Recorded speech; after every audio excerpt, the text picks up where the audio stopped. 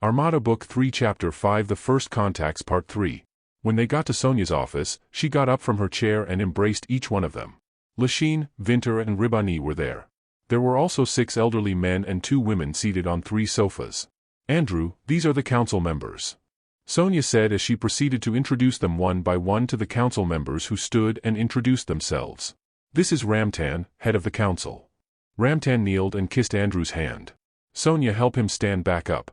Ramtan exclaimed, "No words can express our happiness and gratitude to you and your people.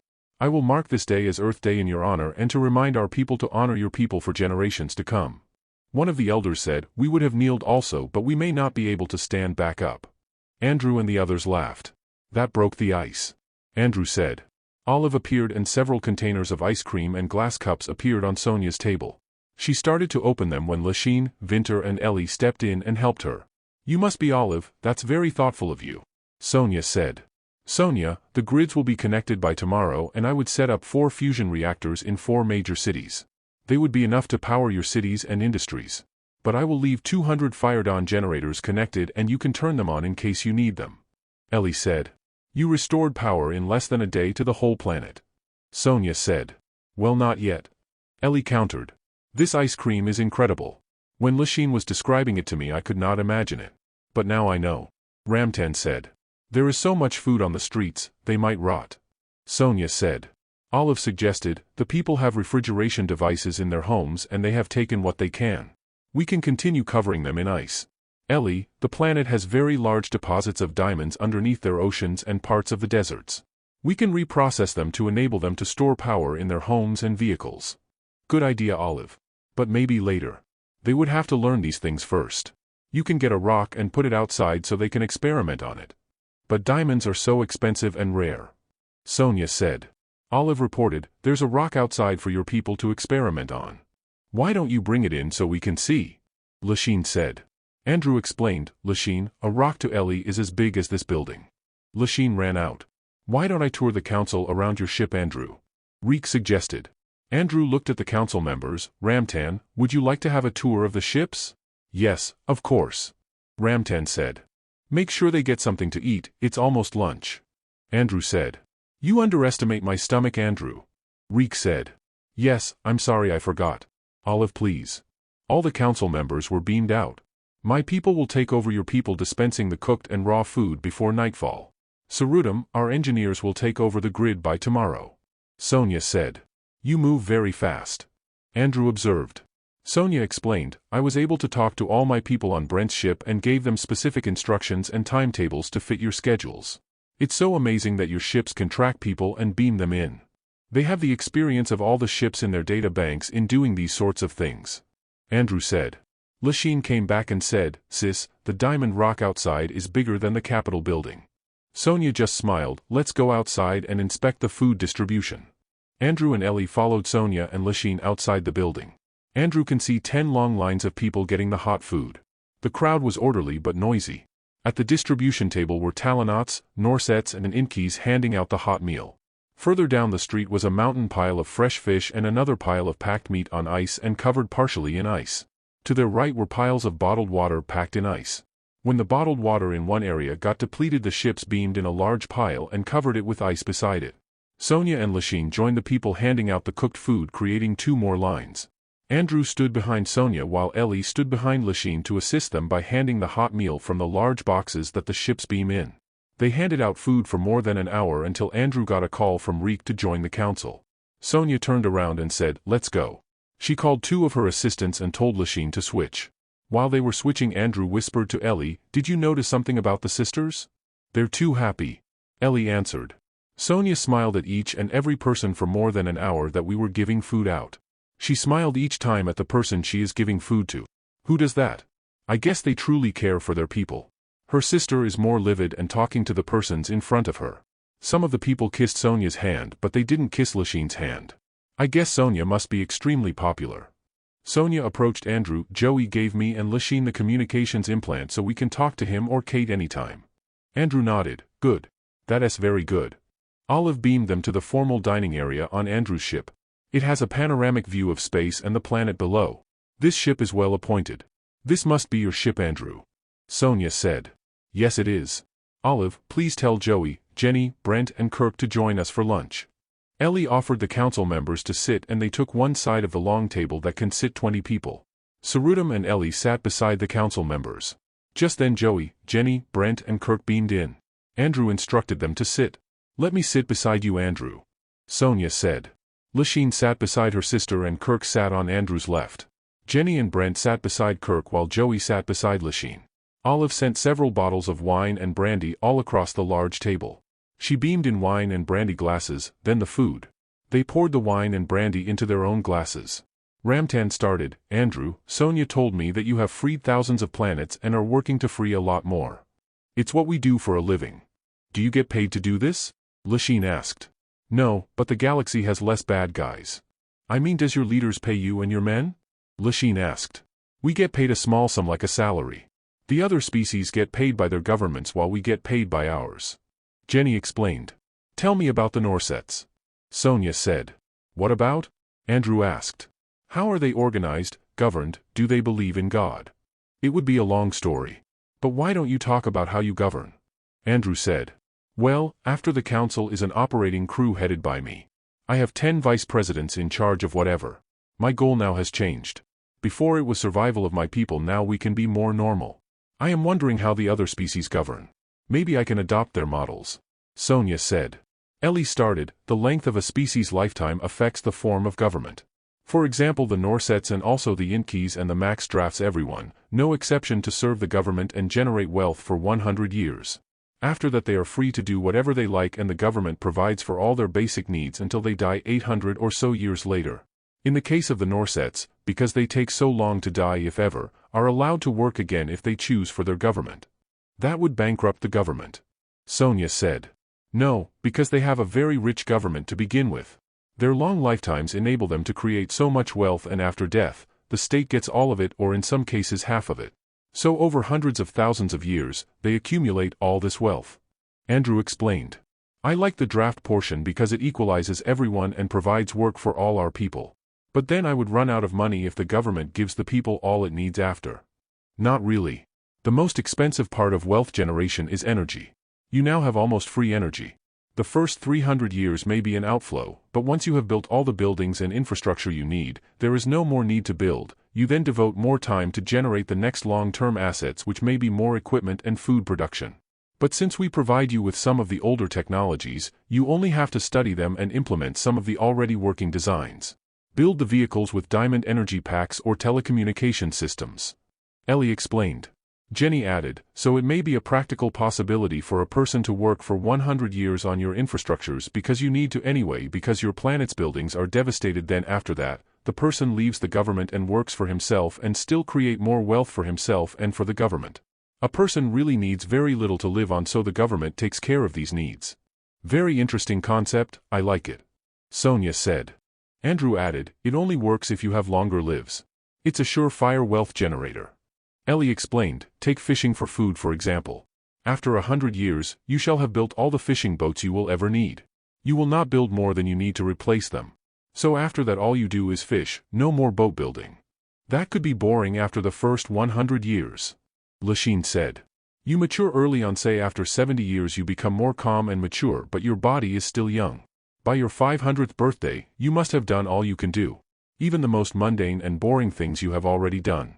So you travel the galaxies, you study and learn things and maybe take up growing plants or whatever boring thing excites you. Jenny explained. Andrew added, one of the more interesting outcomes of these forms of government is the centralization of some of the people's needs. For example, the Norset and Inki governments order food for its people. So Ellie's friends here, for example, are tasked to provide wines and brandy to several hundred planets for say 100 years. So in order to compete on the price, the Norset government and the human and Mac governments compete government to government. But then there is also government-to-government projects like the drones, TPs and Firedawn generators, which are made by them for their people. Do you have advisors that can guide us through these organizations and systems? Sonia asked. Sarudam looked at Sonia and, I think your character and passion will veer your institutions on the right track. Our species have pretty much adopted the Mac, Norset and Inki model. Our king decided it so. And because we have a very large population and a lot of planets, wealth generation is easy, especially if your energy source is cheap or almost nil. Our king makes sure everybody gets employed and produces for the state, and they are happy to do so actually. Jenny added, Sarudam's people are very hardworking, serious about their work, very sturdy and strong people, very smart and can learn things easily. Thank you, Jenny. Sarudam said. I noticed your people are not at all fazed to see different aliens handing out food or doing crowd control, engineering work or whatever. Joey said. I made sure that they don't. Sonia said. I think the model is sound. Sonia, I will support you on this. Ramtan said. Andrew said calmly, Sonia, I believe judging from the way things are moving we may be able to leave for the next planet in a few days. Now we would like to bring some of your military people with us to teach us your urban tactics on how you fought the Romits. We will teach them our tactics and return them to you in a few weeks or months. You found our tactics worthy?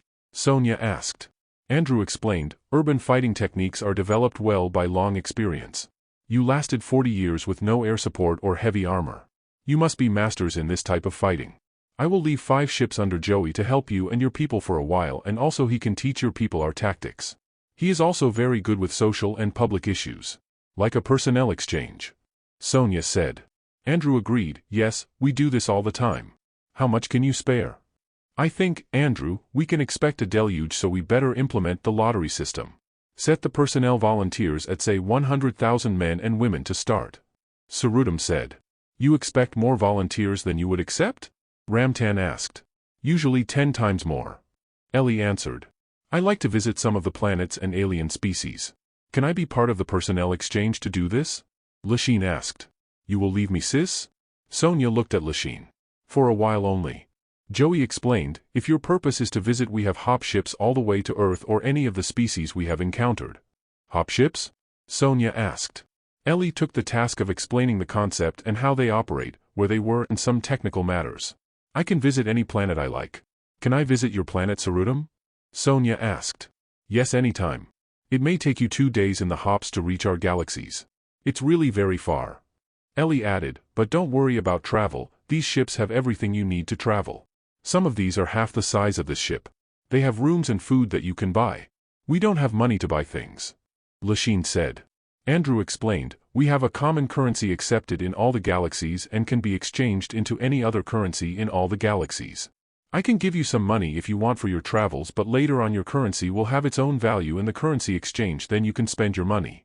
So we must have something of value to enable our currency to have some value for the other species. Right now, I don't think we have anything the galaxies will value. Ramtan said. Work has its value. Joey said. I will have some commercial people visit you to assess your strengths and trade opportunities. But for the next several years you would be too busy rebuilding, you won't have time to even relate with the outside world. Ellie said. Sonia must find time to at least introduce herself to the outside world. Ramtan said. In a way, all these things that happened here would be known by a lot of people and species. Sonia and all of you will be known. Andrew said. Then your armada must be very well known, having freed so many species? Sonia asked. Not really. Andrew said. Lasheen smiled and, I think we should redesign our money with images of the aliens in this ship so you would be known more. I like that. Ramtan said. What about God? Do the other species believe in a God? Sonia asked. Andrew countered, what do you think? Sonia thought for a while. I think they do, or most of them do. Then you are right. All of us here believe so, maybe not in the same way. Jenny said. Andrew explained, you must understand that as a society becomes more advanced it gets closer to its God. It becomes kinder, more gentle and sensitive to its people, and more giving. The journey or process may take hundreds of thousands of years. The concept of equality starts and fuels the process. Normally, large and advanced societies may exploit other species, but that is because their leaders are tyrants and propagates inequality. But sooner or later these societies get into trouble, like a war, then they meet their match and most often they lose. An unjust society by its nature is unstable. It can last a few hundred years and grow to so many planets, but if you talk of thousands or hundreds of thousands of years, a society that is kind, egalitarian and giving will carry the day. Reek added, in the case of the unjust society, the people learn and internalize the injustice and inequality and behave as if these are the norm. The effect of this is that the people's sense of equality is not developed but actually regressed to one of inequality. This makes development to a better society all the more harder and longer. Lasheen interrupted and, so let me get this straight. In planning for our new society, Given this new longer life realities, Sonia should plan in terms of thousands of years, say 50,000 years, foremost with an egalitarian mindset to be able to move forward and understand that all these problems are really because our society is young compared say to the Macs and Norsets. That advancement carries with it this egalitarian mindset, otherwise it is not really advanced. Sonia concluded. I guess you can summarize it that way. Andrew said. What about your society, Sonia? Do you believe in God? Jenny asked. Yes, we do, and the council elders always point this most important thing out because people are busy trying to survive. That God will always be there to care for us, to help us, and we will overcome our enemies. Our churches have all been destroyed, so my people, we pray together underground when we can, which is not very often. So the council tells us that we should teach ourselves to pray alone. Ribani used to be a priest before he became a fighter, then the country administrator. Some people's belief is based on convenience and ours may be based on necessity, but it's not. We believe because it is the truth whatever our state of affairs are. Lasheen said. For a young and playful person you have your sister's head. Sarudam said. Reek added, Lasheen, that is wisdom in itself to realize that God is what God is and should not be based on necessity and convenience. In all our history in our home planet, societies have defined God based on their needs and what they understand how things should be in relation to the present state of technologies and institutions. Some based on what the rulers like. But take the Norsets, they believe in a kind and just God, in a heaven or good afterlife because their society is kind and just and good to them even if they can live for thousands of years. They cannot possibly believe in something less than what they already have. Andrew, your people are well experienced in the ways of the galaxies. And I feel your kindness and understanding in many occasions since we met. I think I understand now with some stretch of imagination what this equality you are talking about is. And most of all you laid in front of me the destiny of my people. Sonia said. Lasheen added, and you are also all very civil, courteous, and light. Thank you. Andrew said. Ellie started, I mentioned to General Andrew earlier today that we may get only about 400 scientists from your people and this number is too low and may delay the development of your society. Ramtan answered, most are in the military fighting. Some of our brightest have not stepped into a school since they were young. Why don't you change your evaluation criteria based on their capacity to be creative, analyze things and solve problems? In that case, I will change the whole approach. I will simply create science schools but high impact so they go out and become productive right away. In this case my problem is getting scientists to teach. Most of these scientists I have are Armada scientists and are not teachers. Ellie said. I think I can get some science teachers from Roden, maybe 10,000 strong to teach your people about the new technologies. Andrew said. Who's Roden? Sonia asked. He's the leader of the Inky galaxies. Andrew said. I'd like to meet him sometime. I also want to meet your King Sarudam, and the head of the Human Council of Planets. That would be Ellie's dad. Andrew said. Ellie countered, only temporarily until they elect a replacement for him. Olive reported, Andrew, Roden said he can send 10,000 scientists to teach Sonia's people. That was quick. Andrew said. Roden is always the accommodating guy. Always giving and generous to a fault. Ellie said. Like Sonia here. Lasheen said. Olive added, they will be here in 5 days. He said he will send another 10,000 to Gasamjan's planet. They will be there in 6 days. Who's Gasamjan? Sonia asked. Reek answered, she's the leader of the previous planet we saved from the Romet 2 days ahead of you. Her people are not as advanced as you and they were also decimated. She probably will unite 3 countries except this one country. There is a country on her planet that differs from our basic belief of equality since it treats women as second-class citizens. They have just started with electricity but they do not have the transmission network like you have, so it would be a harder proposition for us. Ellie explained. I would also like to meet her and exchange notes. Sonia said. I will have our people set up your communications portal and TP in your office so you can talk to or appear in front of anybody anywhere where there are hop ships within range. Ellie said. So I presume your people are already in my office doing this? Yes, you can say that they have started working on it. Ellie said. So your people move without you telling them? Sonia asked. Olive relays the idea or event to them and they do whatever it is they believe they should do. Andrew said. Olive talked to Andrew's implant, Shannon is coming over. She will be here in 2 minutes. If I want to go to visit Gasamjan, I just step into the TP, tell the ship via my implant and I would be transported to a hop ship then another then to Gasamjan's office? Sonia asked. All within less than 5 minutes one way. Ellie said. That's amazing. Ramtan said. Shannon appeared before Andrew. Hi Andrew, I am ready to make first contact recommendations on the 2 human planets. Andrew introduced her to the group. Why don't you explain this to the group, we're all ears. Andrew said. Shannon started with the Bromju and planet Brompton by describing the 3 countries and their governments. Then she outlined the institutions they have, their technologies, the religions and their level of egalitarianism. Then she went on to describe the Greytons, their countries and very high level of cooperation. Their level of technology, religion and culture.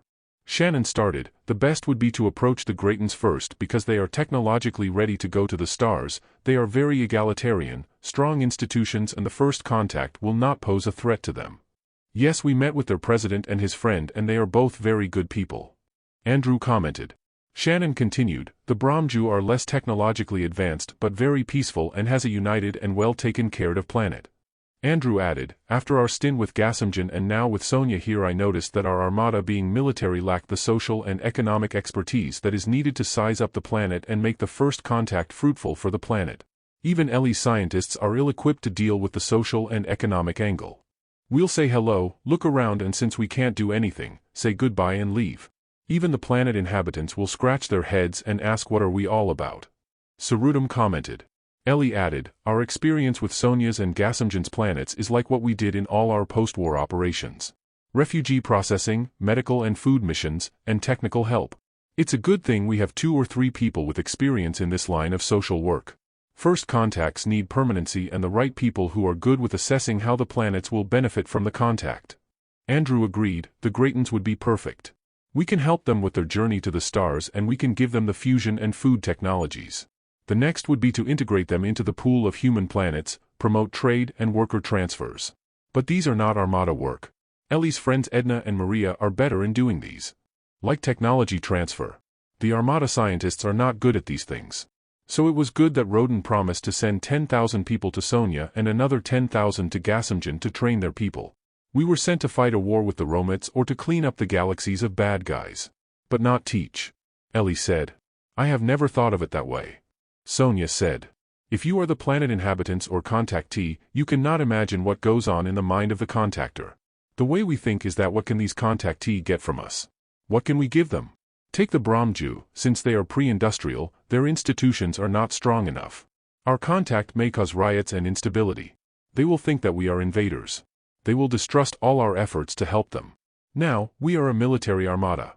We kill people. We lack the social and political skill sets to carry us through all the different contactees. Ellie explained. Sarudam added, but since it was a task that we must carry out, then we do it to the best that we can which may not be the best there is. So you do not benefit at all in these first contacts? Rampat asked. Jenny answered, in your case, we got rid of the bad guys so the galaxies are a better place. That's the benefit we get. And your people get to train our people on urban warfare. In the case of the Greytons and Bromju, because they have no bad guys for us to remove, our benefit would be social and economic once we integrate them to our reality. Reek said. Shannon interrupted, you know what? You're absolutely right. What I'll do is tell Alan to send people with the skill sets in sociology, politics, and economics to assess and provide benefits to the contactees. After all, the contactees will not benefit if we do not integrate them into our realities. I will give them my report and they can decide the best way to do it. So are you okay that we're not going to make first contact the Greytons and Bromjaws? Andrew asked. You're right, without the military need unlike in Sonya's case for example, it could well be a civilian matter. Let me go to Timmy. Shannon bid each of them goodbye and disappeared. I don't mind doing it. Just give me the right people to help me. Andrew said. It would serve us better if we redirect our efforts on helping Roger with removing the Romits from the Jektanok planets. Sarudam said. How many Jektanok planets did the Romits take over? Sonya asked. About 80 planets. It would be wise, sir, if we get to Roger right away. You know how he is. He might exterminate all the Romits. Ellie said. Andrew countered, I know Roger, he may be such a warrior strategist but he will respect the enemy's right to life. Sir, I believe we should go to Roger. His 700 or so ships are also mostly newbies. Jenny said. Okay, let's just wait for Sonya's military people to get on board. Andrew said. How many did you need again? Sonya asked. 100,000 personnel. Andrew answered. Sarudam immediately started to explain the lottery system because they would expect more than 2 million volunteers. Ellie countered, I think science should get first dibs. Sonia, decide on the top 10,000 that will go into science training, then open the lottery for the military personnel that we will bring on board. I understand. Sonia said. Can I go? Lachine asked. Andrew looked at Sonia and said, it's really a boring job in a boring place and you might get killed. I like boring. Lachine countered. Sonia nodded. Lachine did not hesitate to embrace her sister and kissed her several times. You stick with me, Lachine. Ellie said. Sonia looked at Ellie. She has a strategic mind and very good with people. Got it. Ellie answered. It's amazing that you care so much for the Romat life and their right to life. Ramtan said. Ellie answered, everybody is a child of the universe, no less than the planets and stars, they have the right to be here and live. She looked at Andrew. Very good, Ellie. Andrew said. Very good, Ellie, well said. Sonia said. After eating, Sonia requested that she contact and talk to her people while on board so it would be much faster to inform the people and carry out the work. Andrew showed her to the well-appointed hall with a panoramic view of space. Olive stood beside her all the time that she met with her people. Lachine went off with Ellie while the council members returned to the planet.